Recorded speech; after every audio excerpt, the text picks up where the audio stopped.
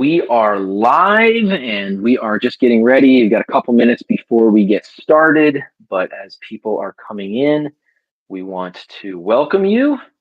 And I know that it'll take a minute or two from the time that we start it before anybody can even get in. So it's going to be perfect. But I'm very thankful to have you with me, Solveiga, and we're going to have a great time together in just a few minutes as we get started. Me just looking at settings here, making sure things are coming through. Should be coming live pretty quick here. I do want to make sure that everything is functioning properly. So let me hopefully people will begin to join shortly.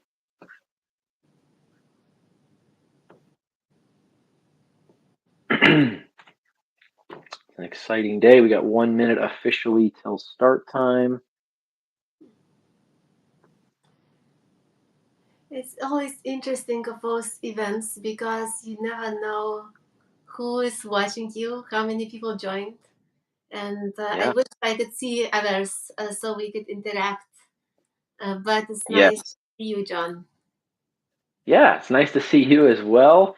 We are glad to be getting started. It looks like it's right at 1 o'clock, but I do want to make sure that it's showing, and I'm not seeing it in my on my browser here. So I want to make sure that we are moving forward here. Let's see here. Yeah, we should be good. It's not showing on LinkedIn, which is what I'm perplexed by right now. But we do have a viewer, so welcome to the show. Thank you so much for joining us. As we're getting started together, and as we're watching this together, I just want to invite you to participate. Let us know where you're viewing from. Maybe if you want to share your name, you can, but where you're viewing from, and then Solveiga and I will introduce ourselves very shortly indeed.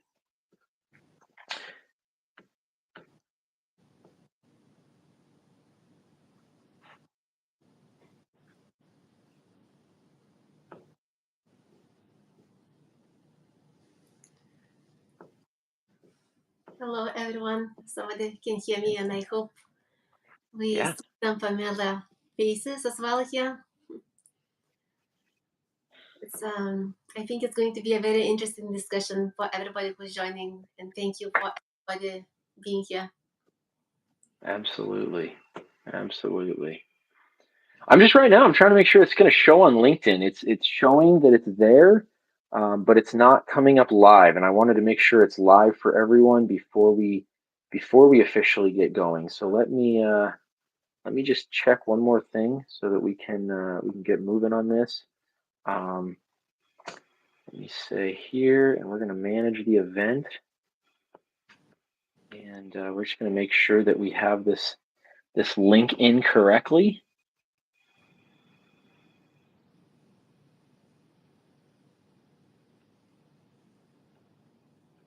Yeah, the speakers are there. The event is there.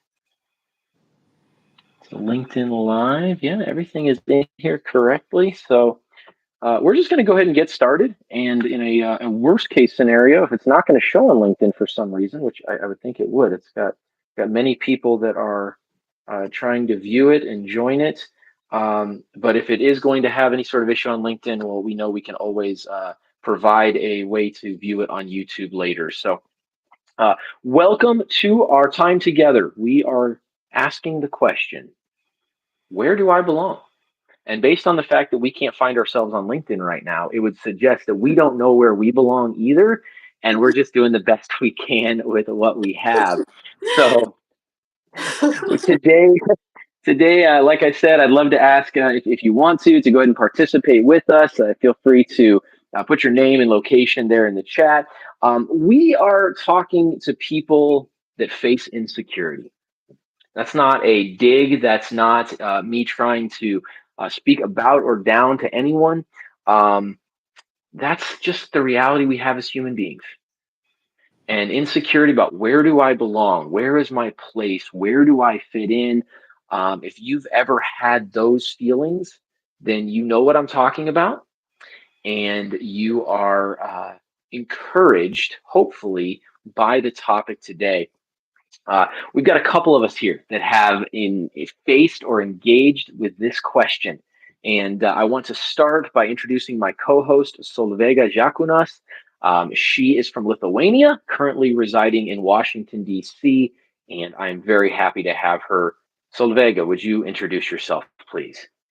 Sure. Thank you, John, for inviting me. It's a pleasure to be together with you. Yeah, my name is Solveiga, and I do a few different things. I do provide HR consulting, mentoring, career coaching, and recently speaking. I feel very passionate about helping other immigrants. And my goal for this year to help other immigrants to succeed professionally and to bring conversations that frequently are missing in organizations about immigrant issues. This topic on belonging is truly personal for me because I believe that a lot of immigrants struggle on belonging at some point when they come here. And I look forward to the conversation. And John, please introduce yourself. Yeah, my name is John Antonucci, and I get to be the host for here, the Servant Minded Leadership channel, as well as doing some things for organizations to help empower leaders. And my background is one where I made a really bad choice when I was younger in life, and that has resulted in some roadblocks, some things to overcome, and some things that I've had to do where it's like, oof, man, uh, where do I belong? What do I get to do? Um, and it's not always been easy. I've had situations where I've been in a conversation and the person I told them, I was very upfront. This is a decision I made back in my past. And literally, it was like just a wall went up. And I was never treated the same again, never heard from people again. Lots of kind of challenges like that. And so I definitely feel like I can speak to this conversation, and I can speak to it from a position of knowledge, a position of experience, not just a position of academia or reading some books about it, but rather truly saying, "Hey, I've been there, I've lived this, and I'm hopefully equipped to be able to provide some insight to this conversation." So, as we kind of go through this time together today, we have three primary objectives or deliverables that we want to make sure everybody gets from this. All right. We want to first talk about the two kind of, I don't know which we want to call them per se, but they're unwanted. They're just demographics that don't always know their place. And sometimes, especially in the business world, we feel like, ah, boy, where do I fit in? We wanted to talk about what to do if you find yourself in this situation. What can you do? What are some actionable steps that will empower you to forge through this if it's something you're facing? And then, and hopefully, we get to talk to a lot of people about this. If you are in a position to help, maybe you're already in HR, maybe you're an executive, maybe you've already gone down this path and you know what it's like, but you now have an opportunity where you can help the next person. We want to speak to you and give you some thoughts that we hope you'll take into consideration as you are engaging with individuals in the future. So those are the two demographics we're talking to. I hope you're ready to get started on this. How about you, Sylvain? Are you ready to engage these topics? Yes, always ready with you. Yes, of course. Such a great introduction. Love it. Excellent. Excellent. I'm so glad to hear that. Let's start by just talking about the two demographics. The two demographics that we're talking about. Solveiga, I mentioned you're from Lithuania. Mhm. That makes you an immigrant. Puts up some roadblocks. Share a little bit about your story and how just the title of immigrant doesn't matter who you are, your capabilities, anything, just the fact that you weren't from the US. What roadblocks has that given and kind of placed in your path?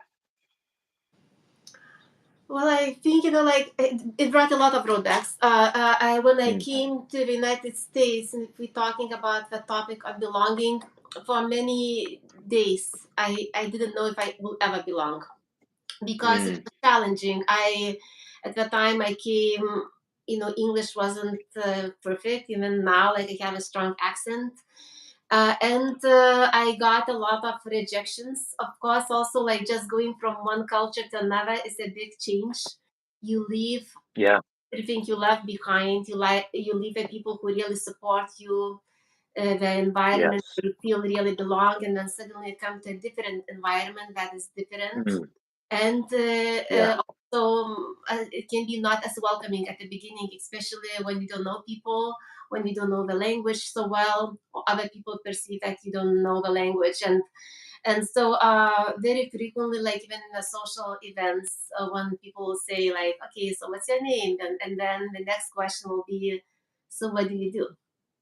And then if you answer, you have not, you work not in professional job, and suddenly they start being interested in you. And I've realized, Mm, how much change. Like when I became an HR manager and I told that I'm an HR manager, suddenly people thought like that I'm interesting. But I was the same that person. is I interesting. just had a different job and different title. But also like just facing a lot of rejections, and sometimes even going to the interviews, and when your interview ends after the first question, it feels Mm, it feels horrible. It feels mm, not sure. amazing, and sometimes you feel will you ever belong to the society? Will you ever be a professional here? Will you be ever valued?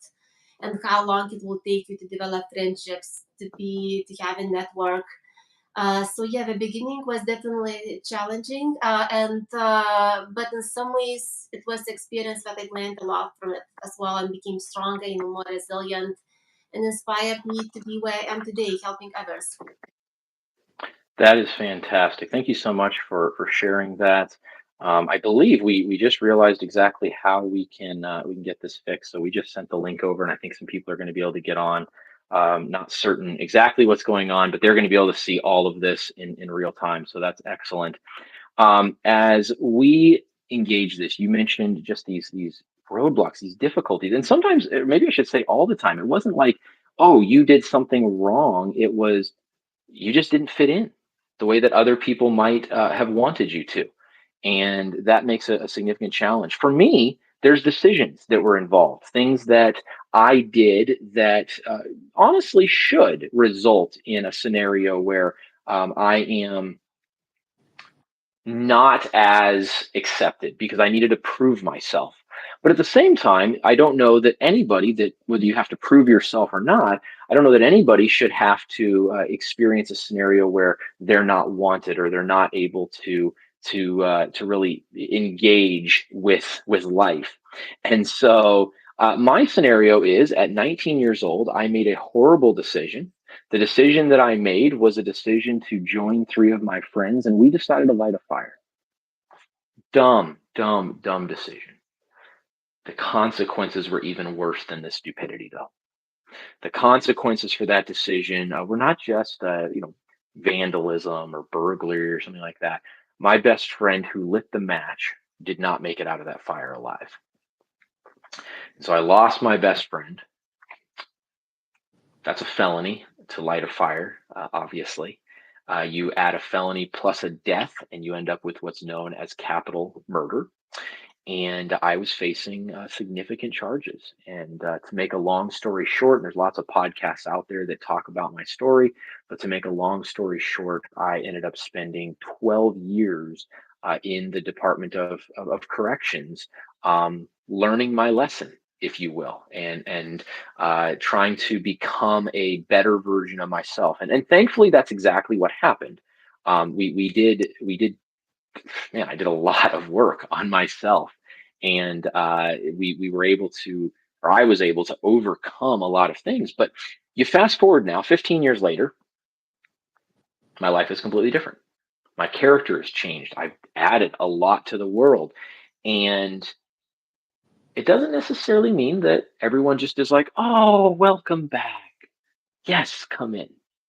And what I've noticed is that the demographics that Solveiga and I both represent, immigrant and those that have been impacted by the criminal justice system, most people don't have a problem letting us in to the work that nobody wants.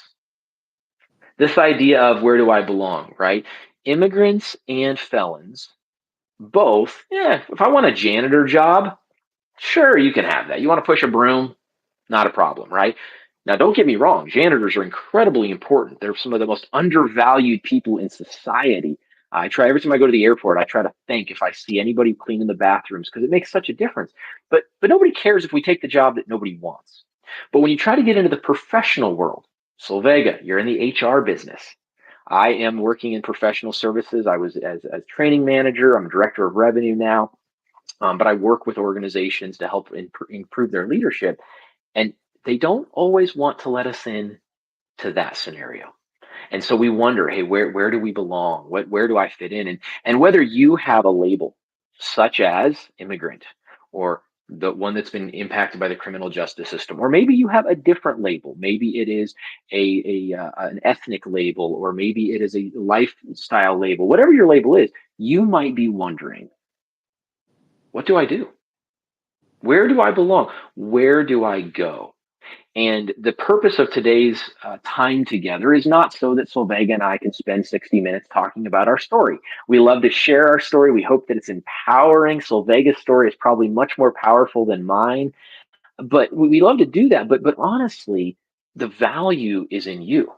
The value is what can we learn from our experiences to really help bolster you. And regardless of what it is that has you wondering, hey, where do I belong? What happens? And then maybe you don't have a problem with that. Maybe you're locked and loaded, you're good to go, but you're in a position to help somebody. And Solveiga and I actually did something. And Solveiga, maybe you can just talk for a second. We have a proposal out there. So far, no one has accepted it, but we've got a proposal to several HR conferences and organizations called First and Second Chances. And the whole idea is to talk about how companies would be impacted in a valuable way by giving people first chances. That would be immigrants needing just a first chance, or second chances, those who have been impacted by the criminal justice system. Maybe Solveiga, while I keep looking away because I'm trying to make sure everybody is able to get over to this broadcast. But maybe you can talk about that for just a second. Like, where's your passion with that, and first and second chances? How valuable is that to organizations?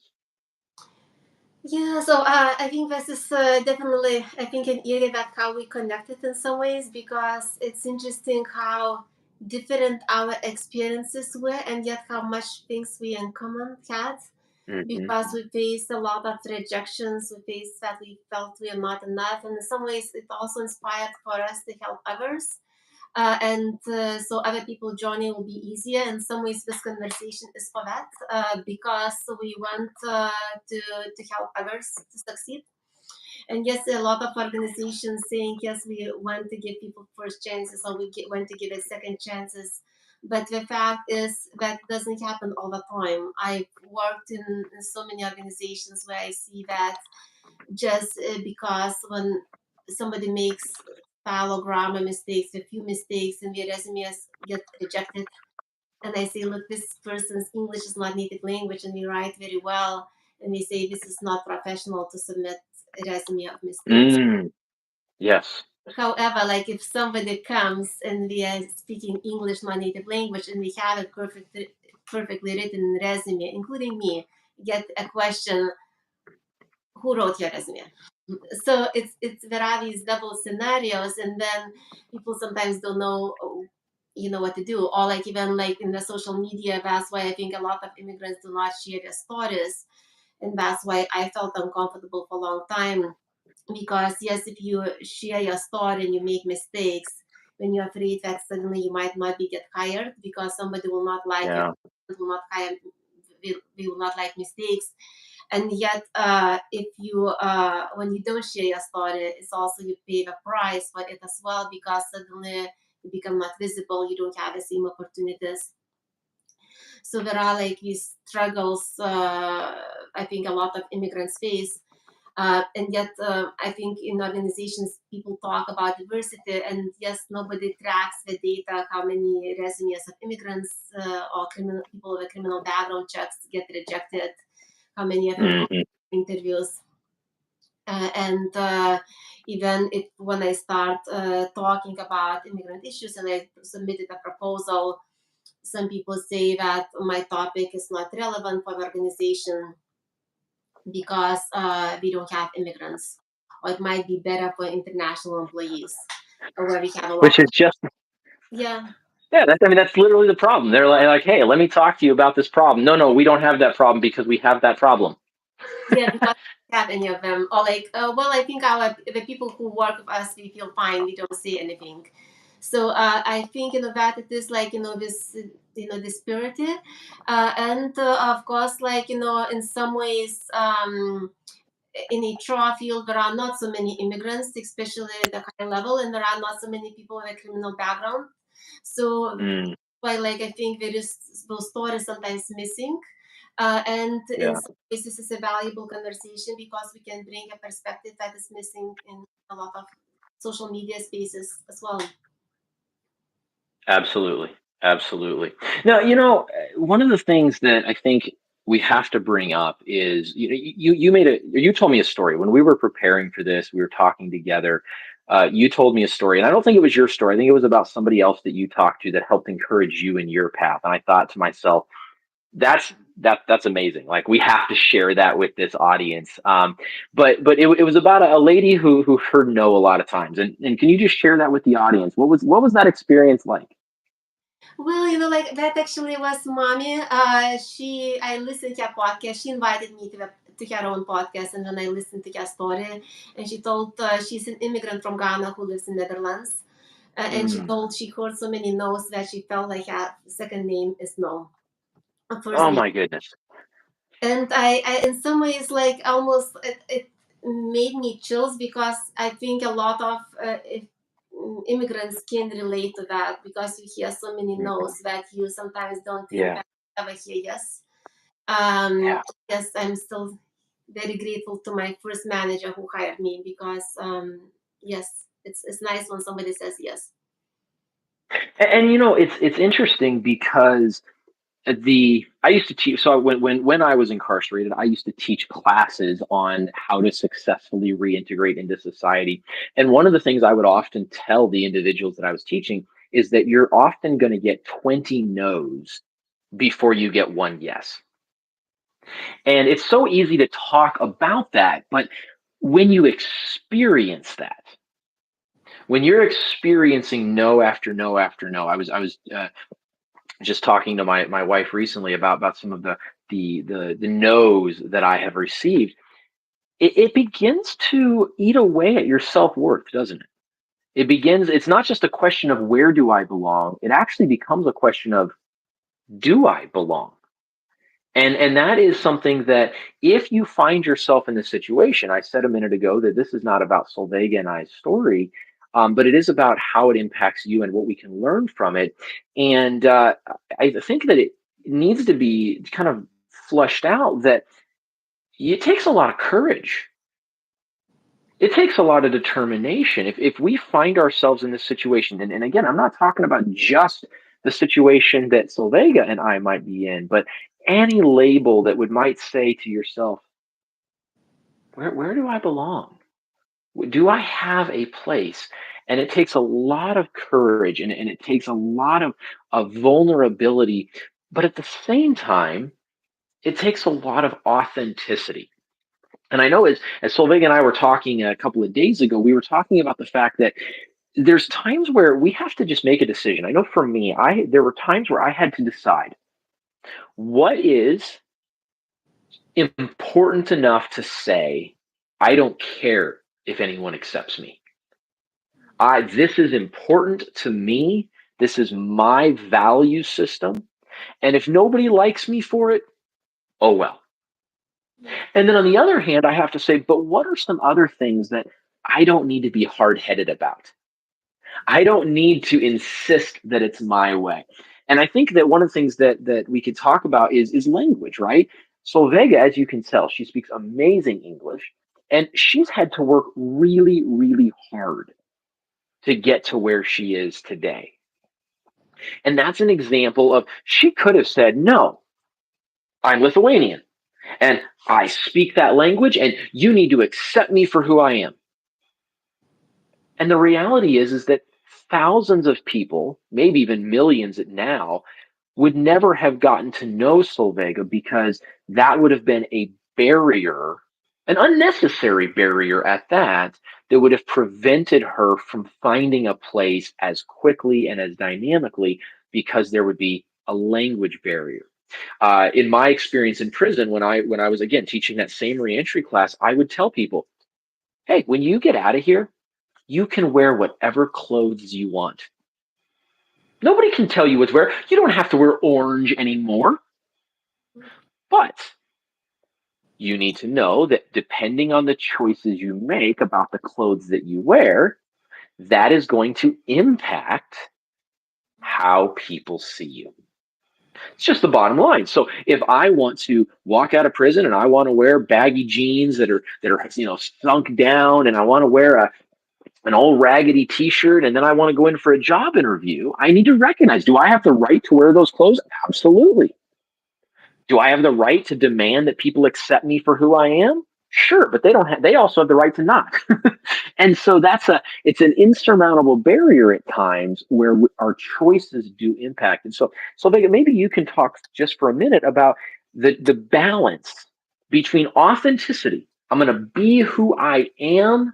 I'm going to represent the truth of who I am at my core, but I'm also going to be flexible so that when it comes time for me to fit into a place, I am as flexible with them as I hope that they will be with me. Yeah, that's really interesting. I think for me it was, and I think for many other immigrants, it felt sometimes safe and be quiet and not to speak. And because when you stay quiet, when you don't show up, you don't show up your acts and you don't show mistakes, you maybe don't show up that you don't Yeah. feel it. And however, in some ways, the silence has a very big price as well. Mm, And you cannot, I've learned, through the experience, you cannot belong to the place if you're afraid to be yourself. If you're that's afraid right. to be vulnerable, if you want afraid to be not perfect, if you're afraid to step out of your zone of comfort. And because when you start sharing your stories, suddenly people connect from a different angles, like even Yeah. the way we connected. And yes, Yeah. it can feel very uncomfortable, but what I've learned, sometimes when you step out and you go to the rooms that you feel you don't belong, you have the two options. First, you don't even need to go to those rooms, and Mm, secondly, if those rooms you can stay quiet, or you can yeah. share your story and see what happens. And what Yeah. happens frequently is actually sometimes you have just imagination in your mind, because when you start sharing your stories, you can see that you get the results and many people can connect, and it might be somebody else in that room that really need to hear a story. Yeah. Or you also need to sometimes need to start thinking only about yourself, because that story might be really important for somebody else who's not even invited to that room. Yeah. Sometimes, in the past, when I was in the room where I was the only immigrant, it felt quite uncomfortable, because Mm, suddenly I would speak and everybody would look to me. Now, I actually, it feels good, because I know that if I'm the only immigrant, I can bring a different perspective. If I'm yeah. probably I'm the only person from somewhere else, and that probably what I'm bringing is not only important for me, but might be important for somebody in this room, or for somebody outside of that room. Yeah. Yeah. Absolutely. That is so critical. And you bring into the equation how we serve others. And that's a critical thing, because what you end up with is you end up with an attraction model, right? We are going to attract the people that are designed to be in our lives based on what we do. So if I'm quiet and I don't speak up, The people that I'm going to attract are the people that are quiet and don't speak up and don't have a voice and maybe aren't making much of an impact. For me, I want to make an impact on the world. My choices in the past did not serve the world well. I want to make a positive impact now. But at the same time, not only am I going to attract it, my courage, your courage, is going to impact how people relate to me in an authentic way. So I think of a scenario. I was being asked by a leadership firm in Singapore to develop some curricula for them. Leadership is my passion. I love doing that. That's what this entire channel is all dedicated to. And I was very happy to do that. But I feel it's important not to make it a big deal. It doesn't define me, but I feel it's important to be authentic and to make sure that I have the courage to share my story and just say, hey, I want to make sure that before we work together, you have an understanding that there's something that the newspapers could say about me, right? I want to make sure that we are not going to have any sort of weird curveballs. In the scenario where I was being asked about developing curricula for a leadership agency in Singapore, the minute the person found out, they were done. They immediately ended the conversation. They immediately said, okay, basically we'll be in touch. Don't call us, we'll call you, right? And when that scenario happens, what is an individual tempted to do? Well, an individual, at least for me, I can't speak for everybody, but for me, the temptation is, okay, maybe I shouldn't tell the next person. Maybe I should just keep that in. Does it really matter? And to be completely fair, I think there are times of wisdom where you don't just blurt out whatever's on your mind, right? Sometimes there is a good timing to share something. But in this particular case, I think it's more important that I say, well, wait a minute. If this individual was not willing to work with me, that if the experience that I have, if the value that I brought to the table was no longer valuable to them in the context of my past, is this a company I actually want to work with? Is this an organization that I can authentically help? And the answer is no. The answer is we have a different view of people, we have a different view of leadership. And so all I would have been doing is setting ourselves, both myself and them, up for greater disappointment because eventually it's going to come out. Eventually, you can't hide it forever. And then now you could have contract contracts being broken and material being stolen, intellectual property rights struggles, and all sorts of stuff, all because the alignment wasn't natural. The energy didn't coalesce. And I think that that's such a powerful thing that if you are in a situation where you feel like you don't know where you belong, as hard as it is, the most powerful thing you can do is literally just own it. Own it. Hey, this is what I've had. Now, does that mean that I go around and I go, hey, my name is John. I went to prison. Hi, my name is John. No, of course not. It also does not mean that I just walk around going, hey, I'm a felon. Good to see you. Yep, I'm a felon. No, but it does mean that when an opportunity arises, I get to say, I've had some things happen in my life that have worked to refine my character and have positioned me uniquely to be able to serve you and your organization. Let me tell you how. And the same thing I think can be said of you, right? Solveiga, where you've experienced things in your life that give you a unique compassion, a unique empathy for people. And that's given you the ability to change lives. I've read some testimonies that people have said about you on LinkedIn where people's lives have been forever changed. And it wasn't because you stayed quiet in the corner, it was because you owned who you are. You made changes where necessary, and that empowered you to both be empowered as well as to empower others, didn't it? Yeah. Everything what you told, it was just I just liked to listen, and it's just so true because like our experiences, the most difficult experiences, sometimes can be the best experiences because it allows us to relate with other people that we wouldn't relate otherwise. And yes, like recently when I talked about, initially when I talked about immigrant experiences, I knew that immigrants will relate. But when suddenly getting feedback from people from different backgrounds, that, for example, I'm a person of a color and I experience different stereotypes, but it's still stereotypes, and I never thought that an immigrant story I can relate so much. Or I don't, you don't have disability, but your language felt like disability, so it's really important with people who have disability, or like I have read of public speaking. So and yes, like in the same way, like when I work with other immigrants or other people, and if I say you can do it, because I had my English was even worse. I struck, I had much worse accent. Your English actually is so perfect comparing to mine. And if I was able to succeed, you can do that. It's somehow it comes different from me than if I do that in Lithuanian, when my native language will be Lithuanian, because you don't, people understand you want for the same thing, and suddenly it sounds different.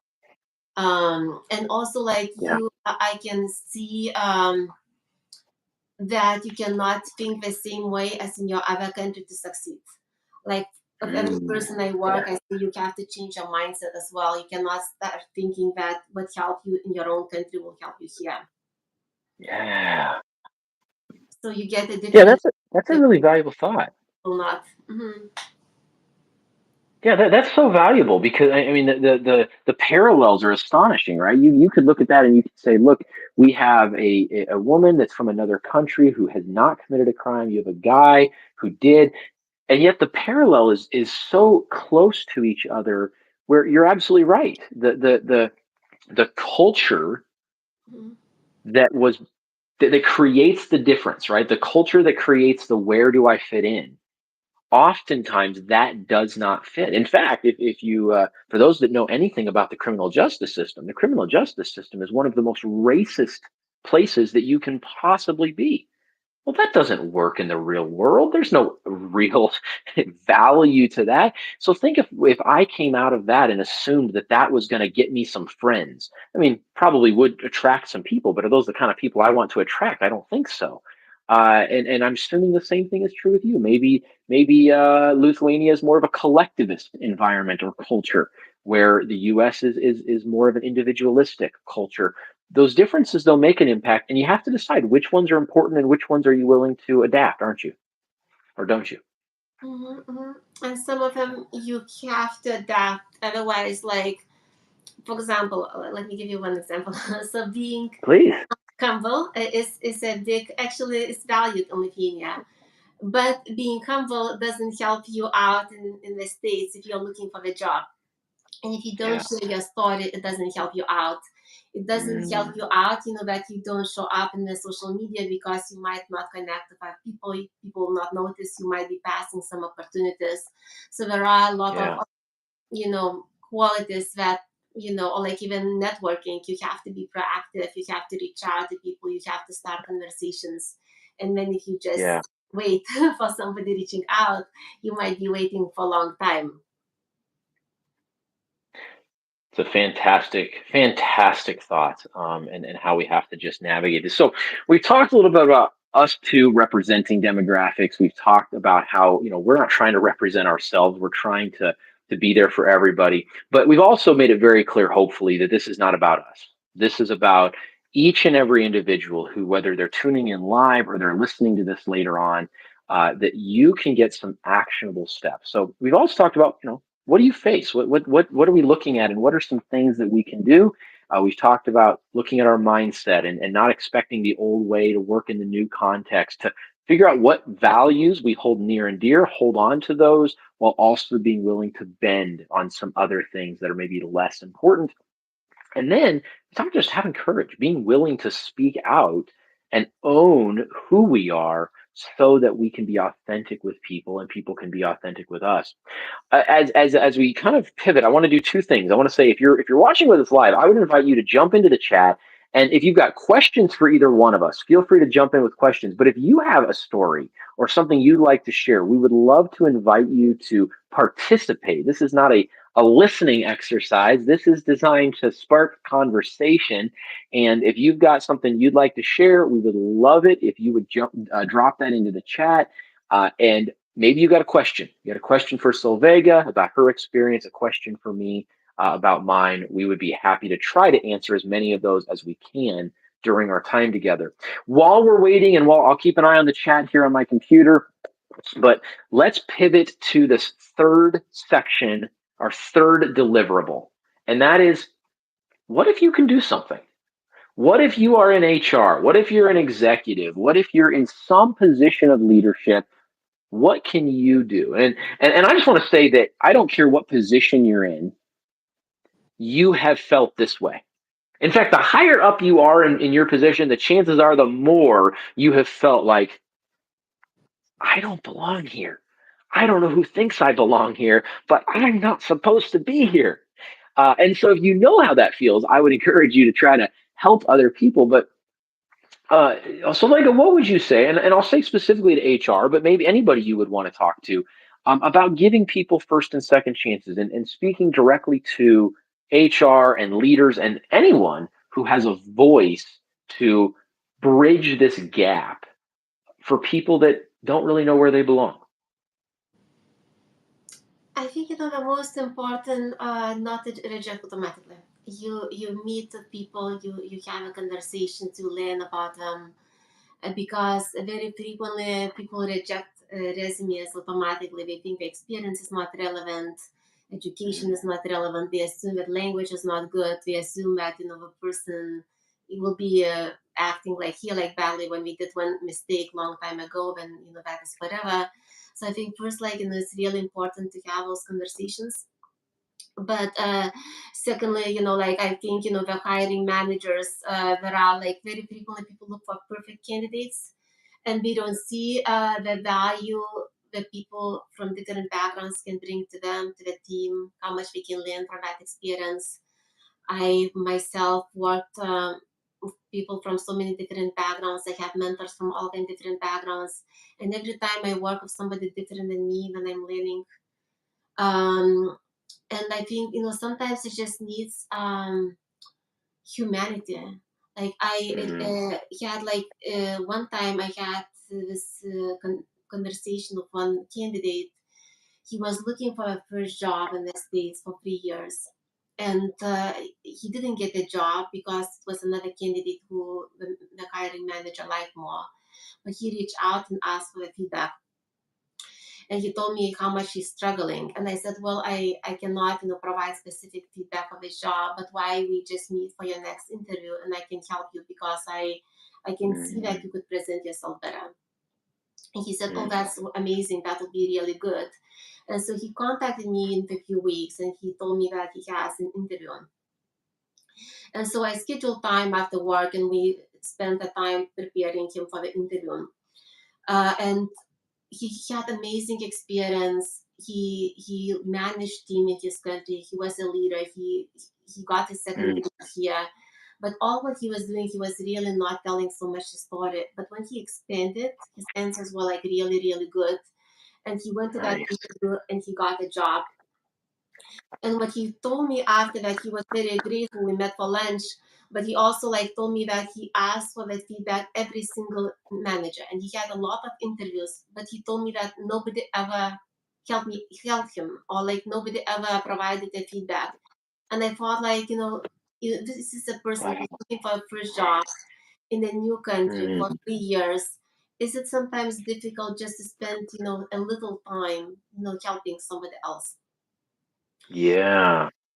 And so sometimes these small things of, I don't know, kindness or just consideration of other person, how you can help. Yeah, maybe you don't get help to find a job in this organization, but maybe you can help someone else. Maybe you can connect with another person, because it's, I don't know, for me at least, it's so beautiful, to see that you can help somebody else.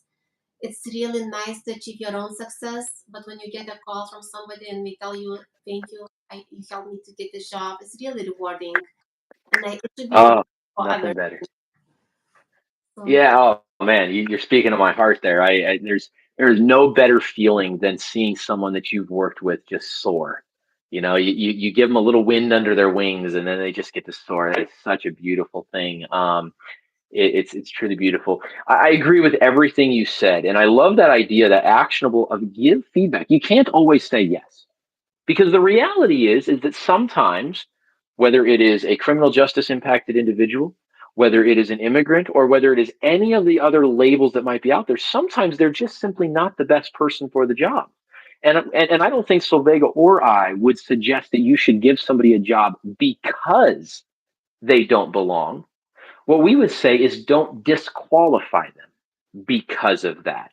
If they're not the best person for the job, absolutely make the decision that fits your team, that fits your culture, but give feedback. Isn't that's just a little give back? That's a little something that you can sow a seed, and you never know what that might do, how that might change a person's life. And if you listen to me for very long, you're going to hear me say a lot about changing the world, because I really believe that if you can impact one life, there's a ripple effect that never stops. That life is going to affect somebody else, who's going to affect somebody else, who's going to affect somebody else. And that just small deposit, but what's going to take you 5 minutes to type up a little email? Hey, when you're answering questions, don't look at the ground so much. It would have been meaningful for to look at you in the eye. Wow, I didn't know that. In my culture, we don't look at people in the eye. I can understand, I can grow from that. That's so valuable. I think on my side, I would say that people that are willing to be real deserve to be in the room. I think that's something we have to acknowledge, right? I'm not saying we have to be best friends with everybody that walks into our life. I don't think that's reasonable, right? But when we take down, you said don't judge a book by its cover. When we take down the stereotypes and we say, this is a human being in front of me.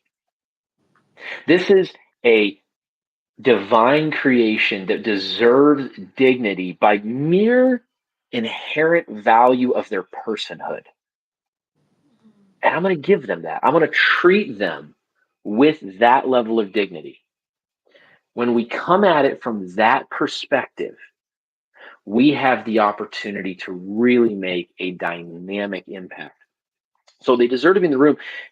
And to this, I think there's a lot of language out there, especially in HR world, but there's a lot of language about inclusivity and diversity and all of that. And I'm just going to say that if that only includes the people that are a part of the narrative, whatever that sounds like, then it's not true inclusivity. Inclusivity means that we are giving people that the benefit of the doubt, that deference that we would want. We're treating people the way we would want to be treated. If I listen to Solveiga and I go, oh, she's got a strong accent, I don't have time for that, and I push her away. Is that what I would want? Of course, that's not what I would want. That's not how I would want to be treated. And I think the same would be true for her. If she were to look at me and go, oh, John made a bad choice 15, 20 years ago, I don't have time to deal with that. I need to move on with my career.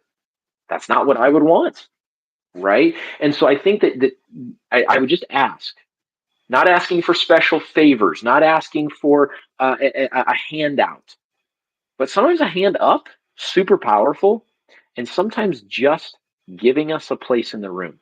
If you have the power, maybe you honestly don't know if we're going to be the best candidate for a job. Maybe you don't know if we're going to be the best addition to your team. But maybe we can benefit from the experience of another job interview. Maybe you give us that shot because you go, you know what? What do I have to lose? It's 15 minutes of my day. Whatever that looks like, I think give a chance, give the deference, be inclusive, and really try to accept not necessarily everything and everyone, but the possibility that anyone could provide amazing value to your team. And I'll just say two things before we do actually have a question here. So I want to make sure we get to our question. But I want to say two things real quick. That there's a tendency to not recognize the value of marginalized people. If you have ever heard the saying, necessity is the mother of invention, then you have at least the principle that marginalized people are often some of the most creative and innovative and diligent and hardworking people you're going to meet, because they've got something to prove. They've got a chip on their shoulder. They want to show you that either they deserve that spot in that room, or they want to make sure you're rewarded for giving them that shot. And so I would just encourage you, maybe you're sitting there going, John, this sounds good, but you don't understand. I've got quotas to meet. I've got a legal team that's going to look at my decisions.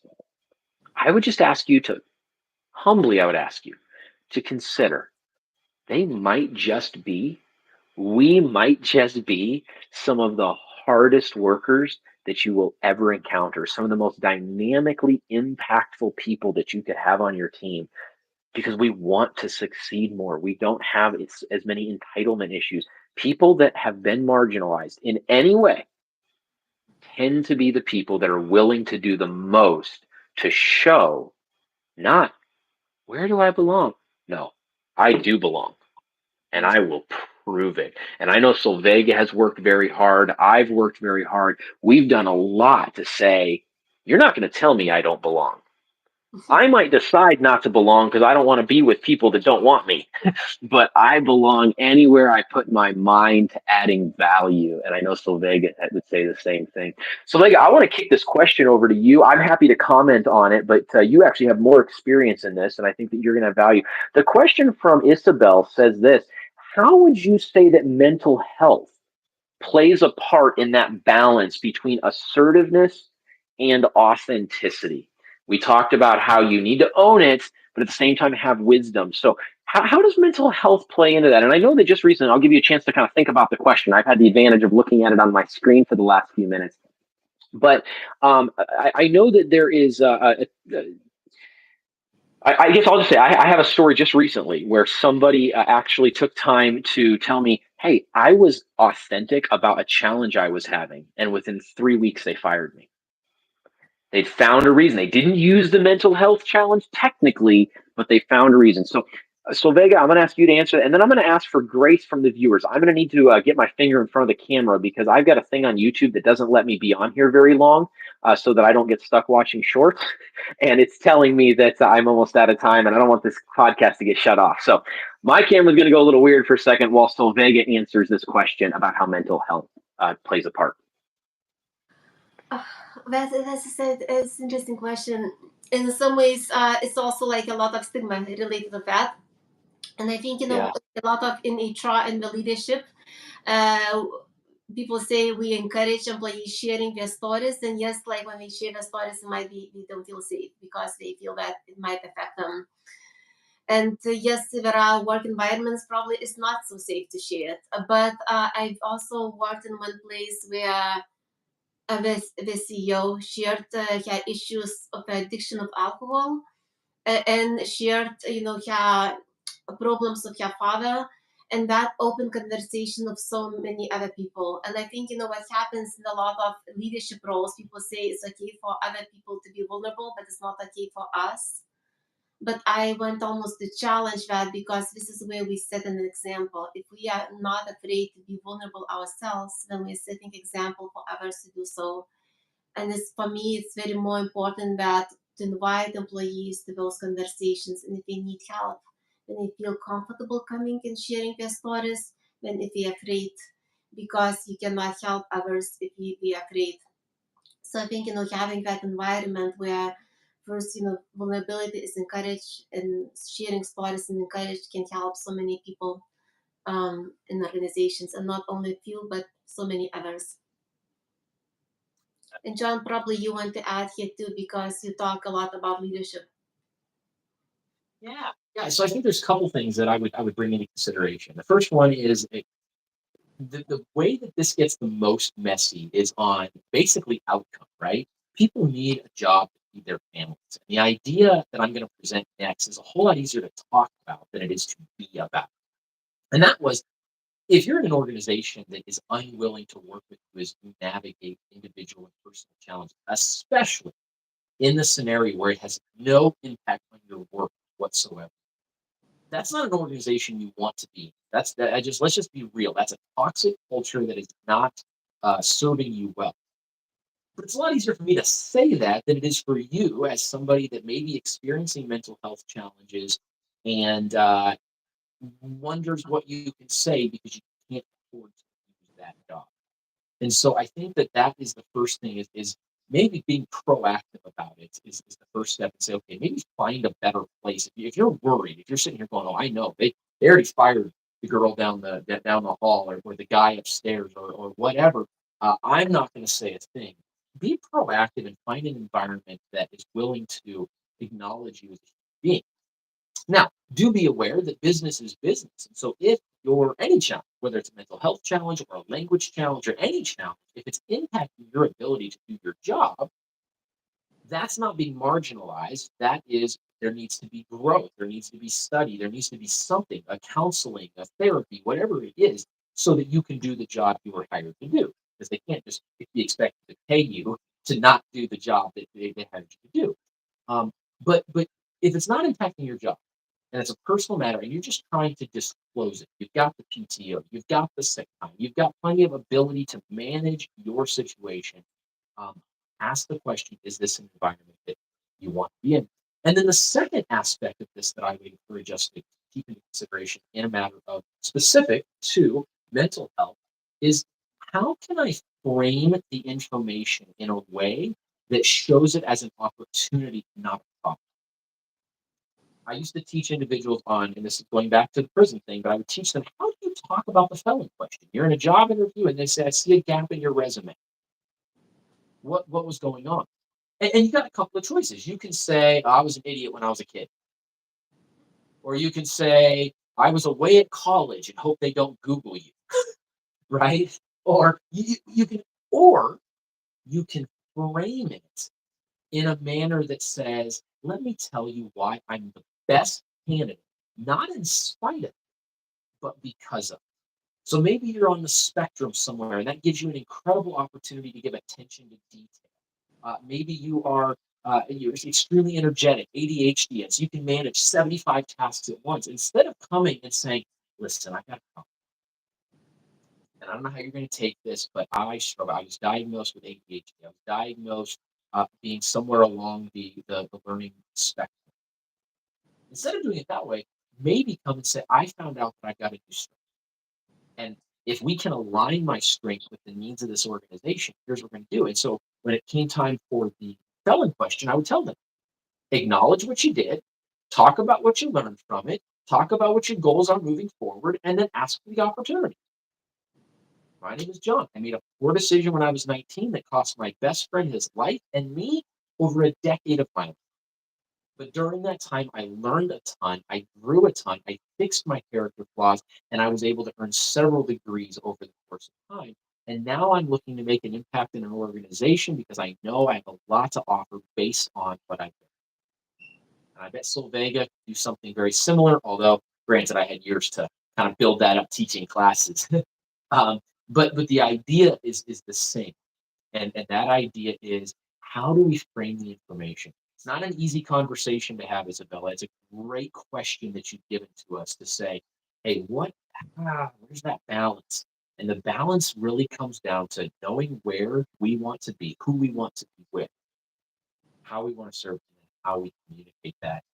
Knowing the whole time that no matter how good we are at it, it doesn't necessarily mean that it's going to work out the way we want.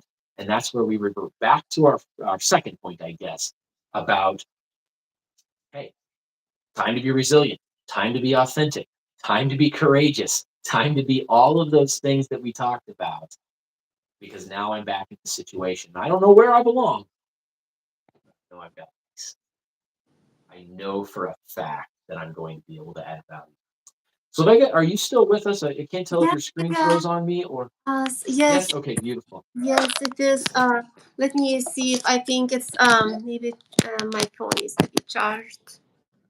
That's Can okay. you I can hear you perfectly. There we go. I can see you again now as well. Wonderful. Yes, Wonderful. I think Wonderful. was a battery, so it was frozen. Gotcha. Gotcha. All right. Well, we are down to our last couple of minutes. We don't have any additional questions that I've seen, but what are some final thoughts? You take maybe a minute, minute and a half. What do you want people to walk away with from our time together today, Sylvia? It's been a privilege being with you, by the way. What would you like to make sure people walk away with? Well, maybe you go first now, John, because I'm Okay. always going first. So why you just go now? Okay. Sure. Sure. I can just leave you with two thoughts that you walk away with. Number one, people deserve dignity. Doesn't matter who they are, doesn't matter what they've done, they're a human being. Please give them the dignity that you would want them to give you. And if you are one struggling with your own dignity, let me just speak into your life and tell you, you are worthy.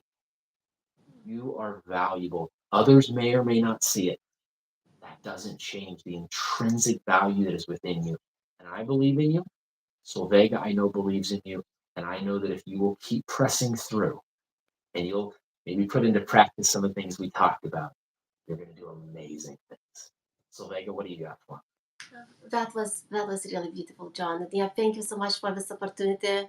And I think, for me is to belong to the rooms. Sometimes you have to be comfortable to stepping out of your comfort zone and join the rooms where you feel you don't belong, because you can learn so much from that experience. Every time if I in the situation where I feel I don't belong, I step and think, why so?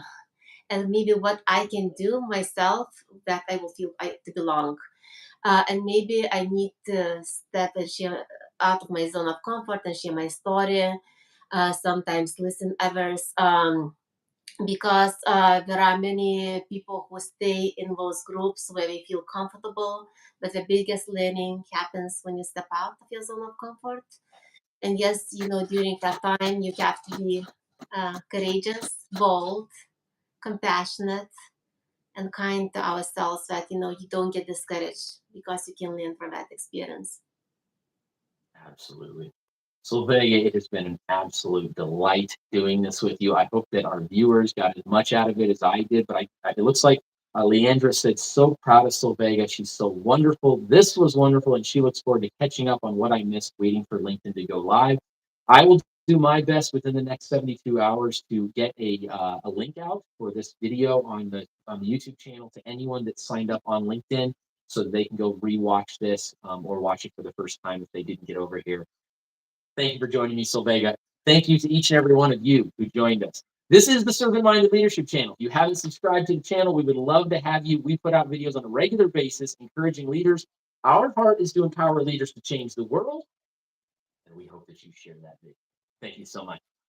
Thank you so much, John. It was a pleasure. Bye bye.